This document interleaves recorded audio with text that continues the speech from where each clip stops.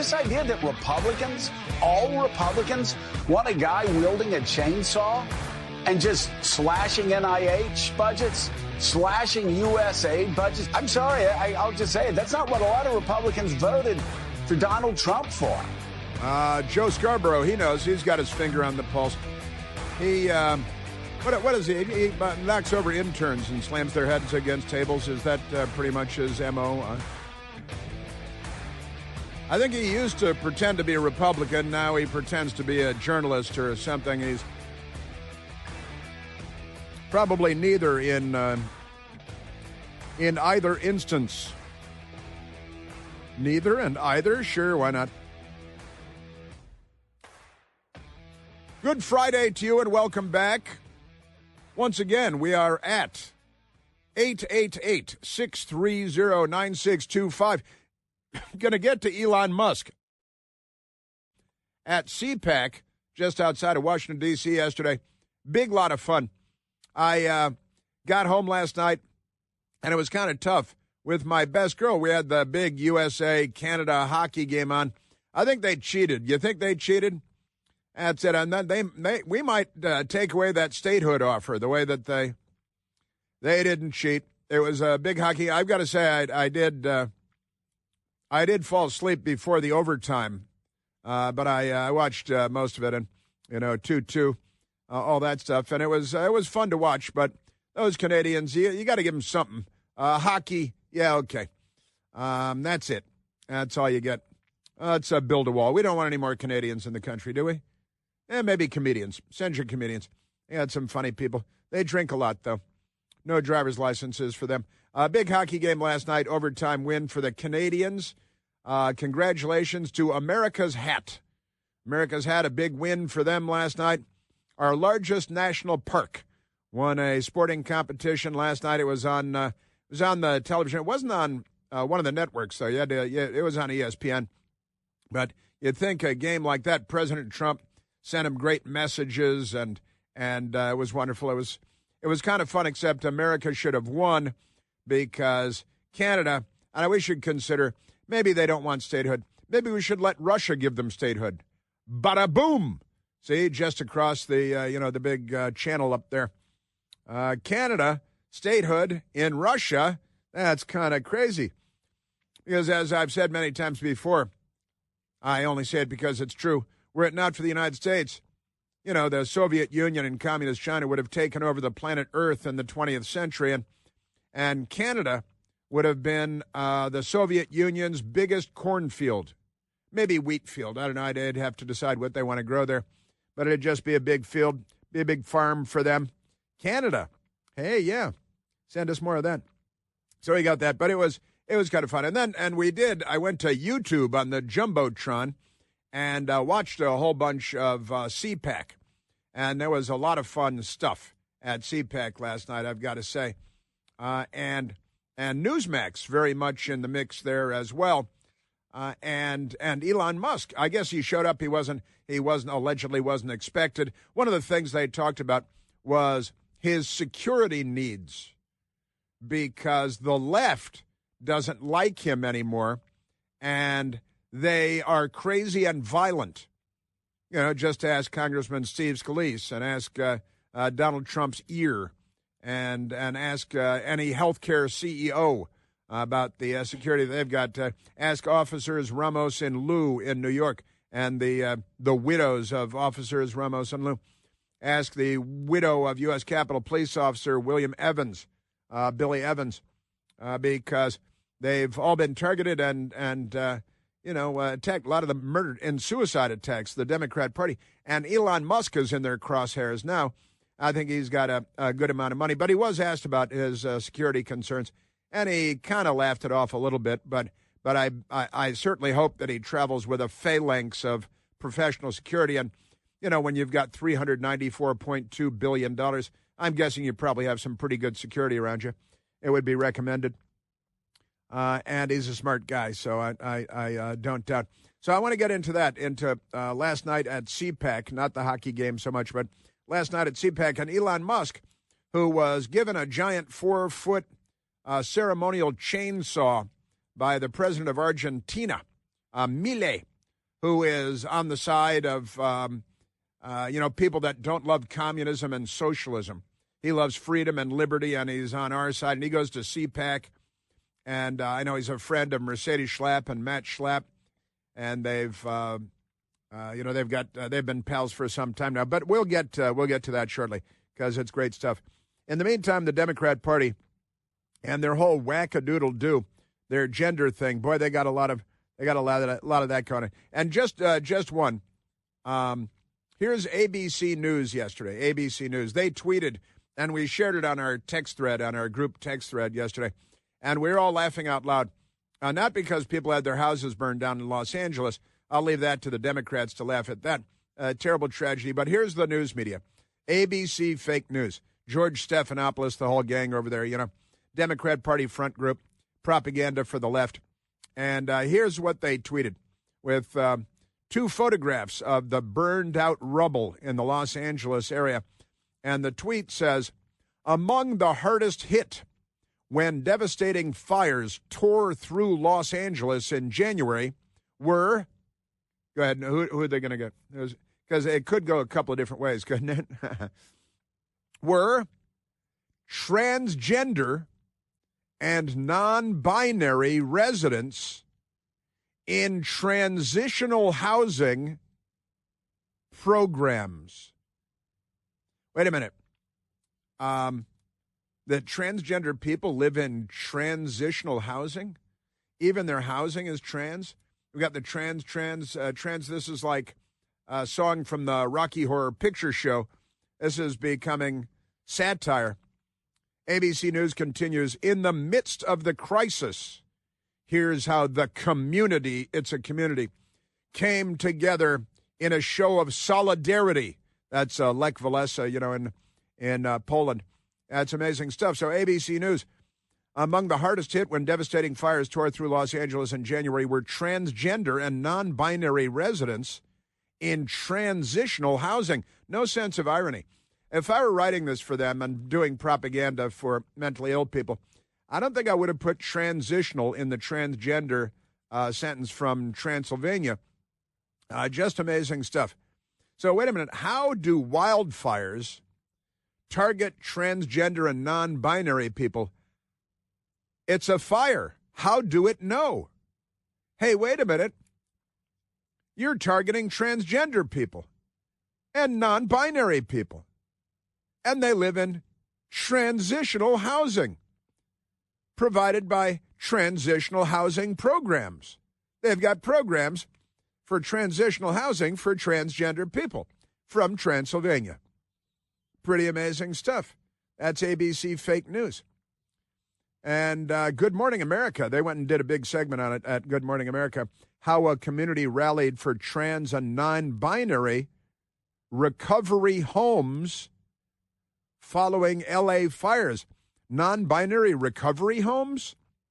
I'm non-binary. I need a home in which to recover. From what exactly?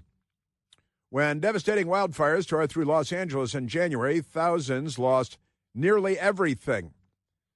Were any of them like heterosexual white people? Did the fires target heterosexual white people? What's the straight people? I think probably the majority of people affected were straight people, but there's no story on how straight people were disproportionately impacted because they would be a disproportionate segment of the population, wouldn't they? Yes, they would. But the left is really, truly mentally ill every time you look up. They got another crazy thing. Thousands lost nearly everything, leaving many displaced and uncertain about their future. I understand that's a horrible, horrible, terrible thing. It genuinely is. Among the hardest hit were transgender and non-binary residents. How is that possible? I mean, that's simply, it's a wildfire. In transitional housing programs, who lost more than just their belongings. Well, it's transitional housing, so the housing belongs to somebody else. Where's the story on straight people who owned their own homes and lost everything? For them, the fires brought the destruction of a safe space. See, there was a safe space and the destruction of the safe space, but with love and care to support they're healing. They're always talking about that, but they never heal, do they? They never. Who was that? I was looking at that crazy Congressman Jasmine Crockett yesterday, and she's saying the government's job is not to give money away, right? And I'm like, really? Which government are you talking about, Jasmine Crockett? Because last time I looked, and they're screaming about Social Security and Medicare and Medicaid and everything they talk about is giving away money. But never mind that. They're not well. They're not intelligent people. 3 recovery homes operated by the Los Angeles Centers for Alcohol and Drug Abuse. What does that have to do with transgender and non-binary? A provider of substance use and behavioral treatment services, well, I would think so, yeah, were engulfed by flames during the Eaton fire on January 7th. How about any abortion clinics hit by the fire? Because, hardest hit would be, our news media is the dumbest, most corrupt institution in the United States of America. Just amazing stuff. Your Democrat Party. All right, listen, we've got a great many stories to get to, and I do want to let's go right to Elon Musk yesterday, because at CPAC, Washington Harbor, just south of Washington D.C., along the Potomac River, it was a lot of fun because a colleague of mine at Newsmax, show host Rob Schmidt, was up on the stage, and nobody was expecting Elon Musk to show up. He wasn't on the schedule, but he's in town hanging out with President Trump and doing all kinds of great stuff for the American people. And he showed up on stage. But let's jump right to the chainsaw, because that was one of the highlights for sure. Elon Musk up on stage, and Javier Milei, the president of Argentina, had presented Elon Musk with a giant, 4-foot, really beautiful, decorative, dressed up, almost bedazzled chainsaw. And Elon Musk was having a great time with it. This is the chainsaw for bureaucracy. Chainsaw! The chainsaw for bureaucracy. Which is why Elon Musk brought it. So they're having a wild old time at CPAC, and Elon Musk, kind of an interesting guy, I think it'd be fair to say.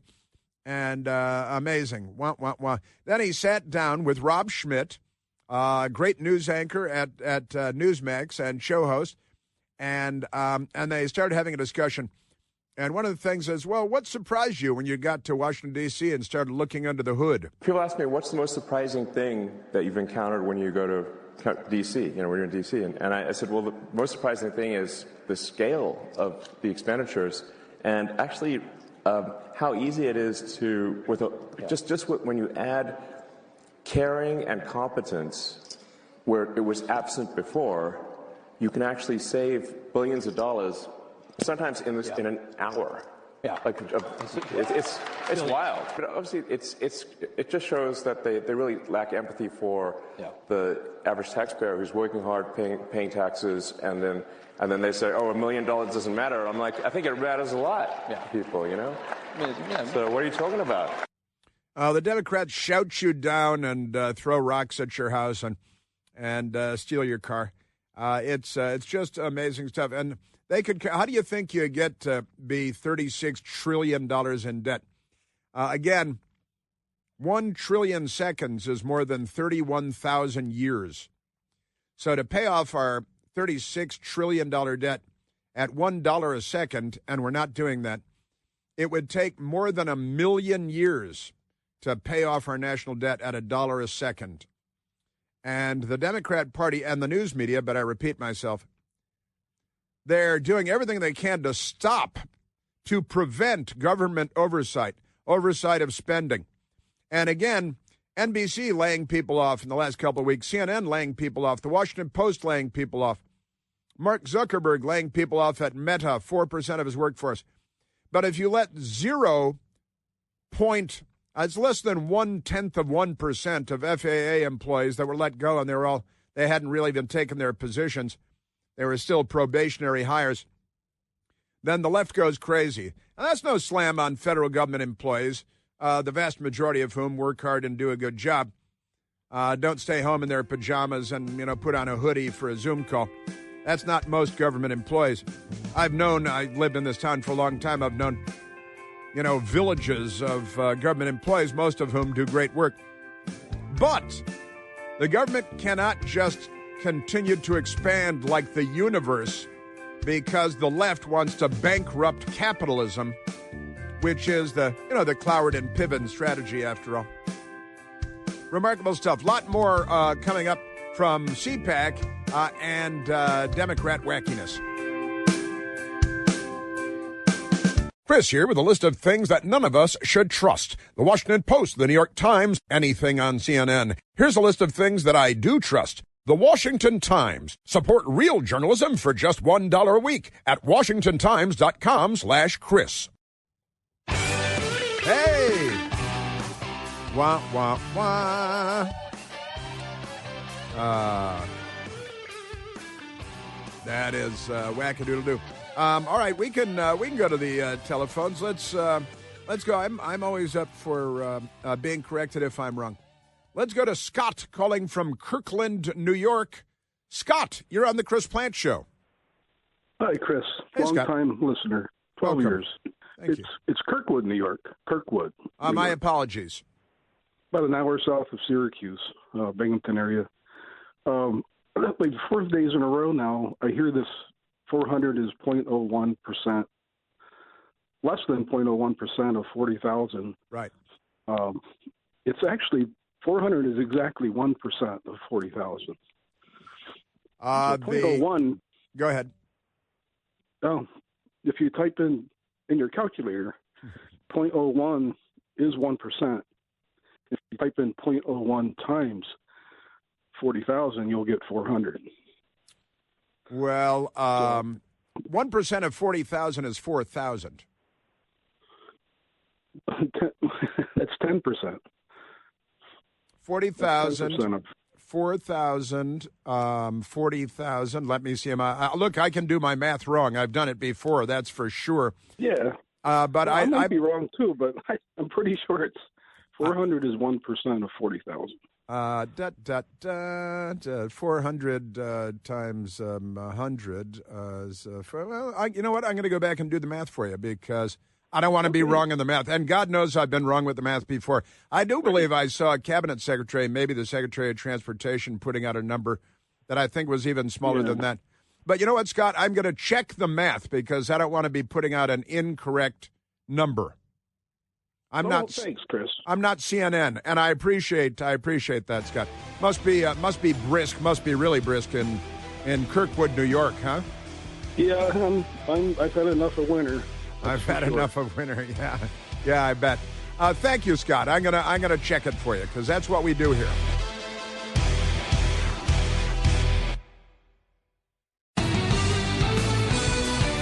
All right, Scott called from Kirkwood, New York. He's had about enough of winter at this point. And Scott called in to check my math. And I want to, because I know I saw this the other day. I was at Newsmax, and Rob Schmidt, coincidentally, who was on stage with Elon Musk at CPAC yesterday, nice guy, Rob Schmidt, had the Transportation Secretary, Sean Duffy, on his television program on Newsmax. And they talked about these 400 or fewer than 400 FAA employees that were let go. They were all probationary. They hadn't spent careers there. They were hired, still kind of working their way into the pipeline. And look, it's terrible. Nearly 400 people lost their jobs and their new jobs. And like, hey, got a job at the FAA. Cool. That's great. But this terrible thing has happened in Washington where the government must just continue to expand and nothing else matters. The $36 trillion national debt doesn't matter. None of it matters. It just grows and grows and grows. And this administration is trying to tap the brakes on that, right? But in any event, Rob Schmidt interviewing on Newsmax, Transportation Secretary, former member of the House of Representatives, Sean Duffy, and he used a number, and I do this for our friend Scott in Kirkwood, New York, because I like to check my math, too. And never do math live on the air. It's an old rule, but I do it all the time anyway, and I often screw it up. Let's go to Sean Duffy on with Rob Schmidt on Newsmax talking about this very topic. I want to talk quickly about the FAA. Yeah. So it's true that less than 400 people were laid off at the FAA. There's 45,000 employees there. So this is 0.89%. 0.89% of the, so that's much closer to 1%, right? And of course, I did whip out my Bomar calculator, and 400 number of people rounded, laid off. Terrible. All 400 of them are hating it, of course, and that matters. That genuinely matters. They wanted to do good work, and with the FAA, and the timing was terrible. But we're $36 trillion in debt, and the government continues to expand. So make it stop, make it stop. But I did whip out my Bomar calculator, and the fact is 400 times 100 is 40,000. And so it makes sense that it would be 0.89% of the workforce. So not 0.1% of 1%, but closer to, still less than or fewer than 1% of the people. At the same time, at the Mark Zuckerberg outfit, where he employs probably a number much larger than that, much larger than 45,000, he announced he's laying off 4% of his workforce. At the Washington Post and NBC News and CNN, they're laying off probably a larger percent, and everybody just yawns at that, right? Even in the newsrooms, they're like, yeah, well, you know. I was let go when I started radio in 2008. I was fired, I think is the right word. You could say laid off, but I wasn't. I was fired. And my show was canceled. It was in this very building where I am now, studio down the hall from where I am now. And I was fired because the company decided to make some changes, and they were going to make it better. So they put Joe Scarborough and Mika Brzezinski in my time slot. And it turned out that wasn't a very good programming decision, and it didn't last very long. And I was, and thanks to listeners that literally protested, and still around here somewhere, I've got a stack of the emails that listeners sent in at the time. And I was rehired because they agreed that it was a terrible decision.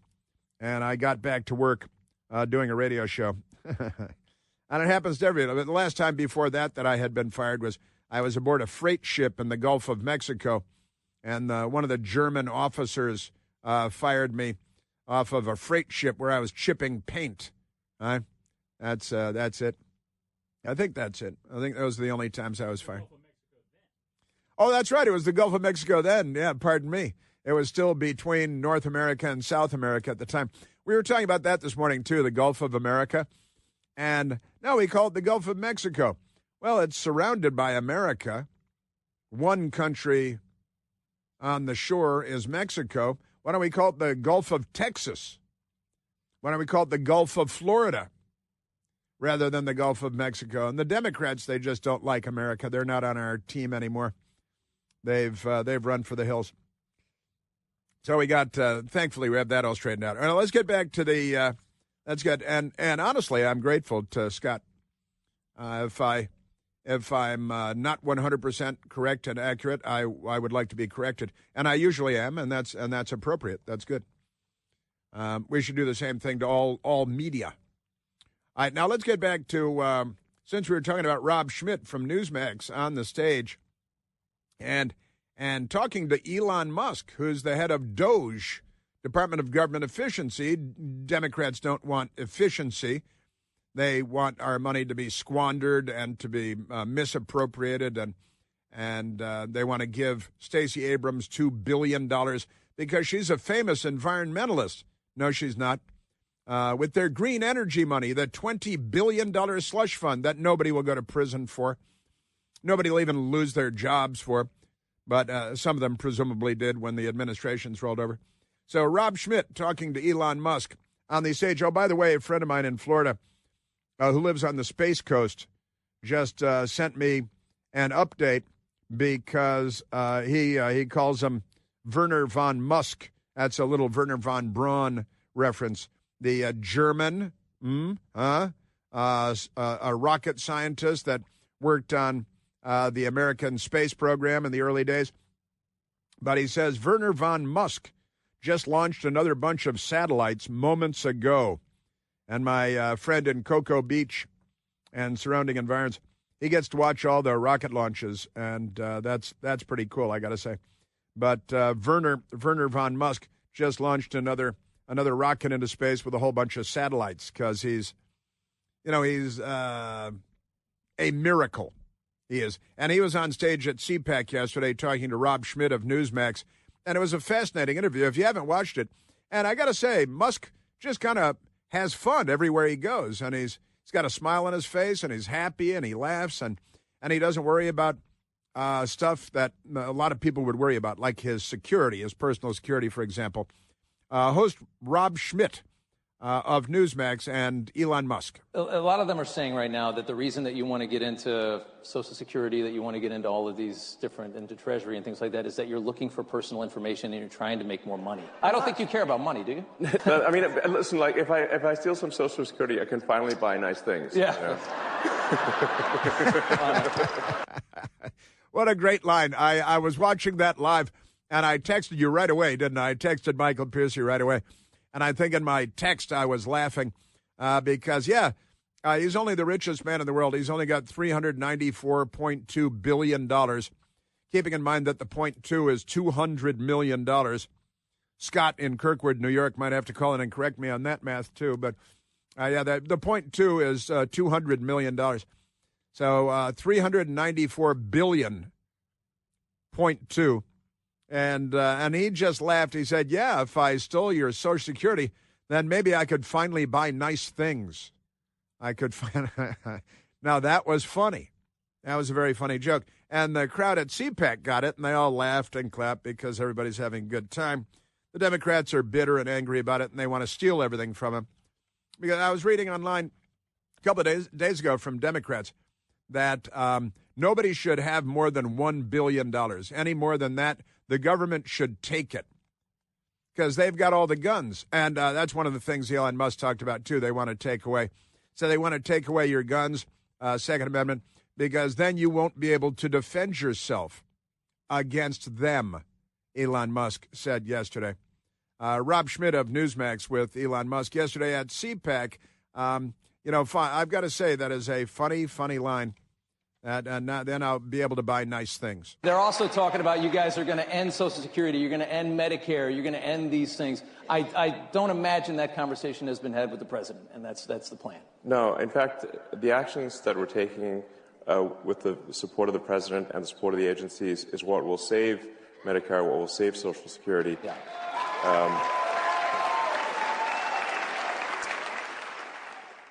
Well, you mean because we're $36 trillion in debt? That might be, first of all, they've programmed Social Security for bankruptcy. That's been true for decades already, and we just whistle past the graveyard every day because our adult leadership isn't really adult leadership at all. Wah, wah, wah. Now, Elon Musk, I just did a quick search on this. Elon Musk has a private jet fleet. He has a fleet of private jets, including the made in Georgia, greatest private corporate jet anywhere on the planet, the Gulfstream, the G650ER. ER is extended range. So you can fly from Los Angeles to Paris nonstop, right? From New York to Tokyo nonstop. The G650ER. He's also got a Gulfstream G650 that's not the ER. He's also got a Dassault Falcon 900B. He has 3 private jets. And he's like, yeah, if I stole your Social Security, then maybe I could finally buy nice things. That's funny. And he laughed. The left they're everything they say, everything they do is corrupt. Just amazing people. Now, this was one of the great ones from yesterday. I texted you about this, too. I think this was my second text to you yesterday. Is that Elon Musk talking about the war in Ukraine, where we've allegedly sent $177 billion, but Volodymyr Zelensky said about 2 weeks ago that he can account for, what did he say, 75 or 76 billion of that. So 101 billion or 102 billion, more than half of it. He seemed to say he didn't know where that money went, more than $100 billion. And imagine that. How much of that went into the Biden family coffers? So here's Elon Musk talking because he's just looking under the hood. He's trying to find out where our money's going. And the Democrats are fighting ferociously to stop that from happening. They're trying to prevent him from finding out where our money goes. Why, you must ask? Why? What possible motive?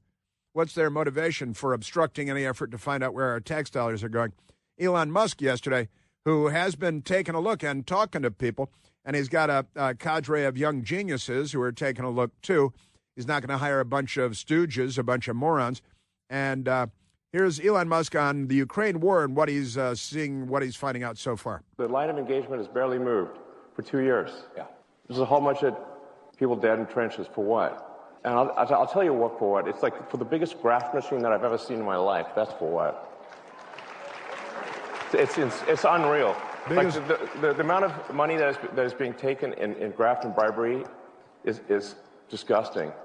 And so what's actually happening is that those poor guys are getting sent into a meat grinder for money. That's what's actually going on. Yeah. And it needs to stop. Now, that doesn't sound like all the names that the Democrats are calling him. Who's making all that money? And he said it's the biggest graft machine I've ever seen. The money in graft and bribery is disgusting, he said. Isn't that amazing? Graft and bribery. And when you're talking about a couple of $100 billion, you can be sure that there's all kinds of loose money out there. And we already know, we learned a couple of weeks ago, and our news media couldn't possibly care less, right? And our news media and the Democrat Party, because they are the same thing. When you say what the news media thinks, that's what the Democratic Party thinks, right? The so-called mainstream news media, and it's why they have the trust of, the same number of Americans trust them as trust like child molesters just released from prison because they're so incredibly awful. But isn't that amazing? And the graft machine. Yes, sir. The Democrats are too busy worrying about the transgender, non-binary fire victims. That's what the news media is doing in Los Angeles, California. Amazing stuff, the Democrat Party. Just great. And so you have maybe $100 billion missing from the Ukraine project, and nobody's looking at it. 60 Minutes is not working on a story on that. The New York Times is not investigating that. Now, if they start now, they're going to try to blame Trump for it, as it all happened before he came into the White House again. Isn't that amazing? Now, the Vice President of the United States, J.D. Vance, he was also at CPAC, and he sat on the stage, and he was just great too. Now, he was talking to Mercedes Schlapp, who is my colleague at Newsmax and our colleague at the very radio station I'm sitting in now, WMAL in Washington. And I love Mercedes. She's wonderful. And she's on stage with J.D. Vance, and they're having a great talk and laughing a lot and having a nice time. If you haven't been watching the CPAC, it's great to watch. You can watch it on YouTube. I would imagine they have it streaming on a CPAC stream as well on Al Gore's amazing internet. Peace be upon him. But Vice President J.D. Vance and talking about getting Congress going and tried to get our train back on track here in Washington. I actually talked to the president about this yesterday, and he said to me, look, it's very rare that you can get 2 reconciliation bills done in one Congress, which is why he thinks we've got to do a lot with that one big, beautiful bill, that first reconciliation package that we're going to get through the House and the Senate. It's going well. It's early, right? This stuff takes time to put together. I think, if you had a record pace reconciliation bill, we would get this thing done in May or in June. I think we're on track to do that. I think we're on track to do that. Look, they're really trying to reinvent this broken, corrupt machine called Washington, D.C., and the Democrats, because they'll get rich off of the broken, corrupt machine, they're doing everything they can to obstruct any and all efforts to bring sanity and responsibility to Washington. Come on. And And then you got to scratch your head for a moment and say, well, why would they be so actively involved in that? It's a question that answers itself.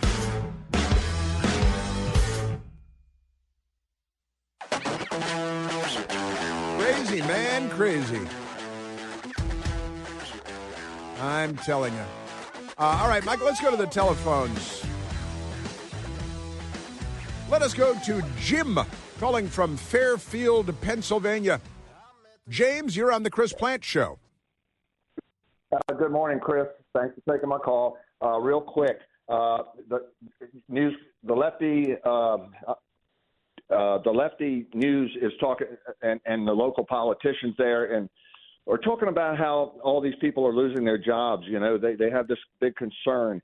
I'm reminded of 2019, Captain Ice Cream Cone canceled the Keystone Pipeline. He killed coal miners' jobs and other energy-type jobs. His solution to that problem was learn to code. Learn to code. I think these lefty politicians and everything ought to be sharing that message with them. What do you think? Oh, you're 100% right. We were talking about this. I was talking about this with friends over beers a couple of nights ago. Learn to code. The FAA, you've been let go by the FAA after less than a year there. Learn to code, because that is what the Democrats told, and Joe Biden himself, right? Wait, hang on. Michael is looking at me with a funny face. Anybody who could go down 300 to 3,000 feet in the mine sure in hell can learn how to program as well. Anybody who can throw coal into a furnace can learn how to program, for God's sake. That's right. You learned how to program. So, yeah, Jim, that's what Joe Biden, and that's what the Democrats said. Oh, so I destroyed your career and your job in the Keystone XL pipeline and energy independence and cheap fuel, but you should learn to code. That was amazing. That's the solution. What else do we need? Right, exactly. We need more people learning to code. That was Joe Biden's advice. How many thousands of people that would have had high-paying union jobs working on the pipeline, bringing us energy, making energy less expensive? The Democrats wanted to be more expensive because they're slowing the rise of the oceans, don't you know? Isn't that amazing? Great point, Jim. Thank you for calling in with that.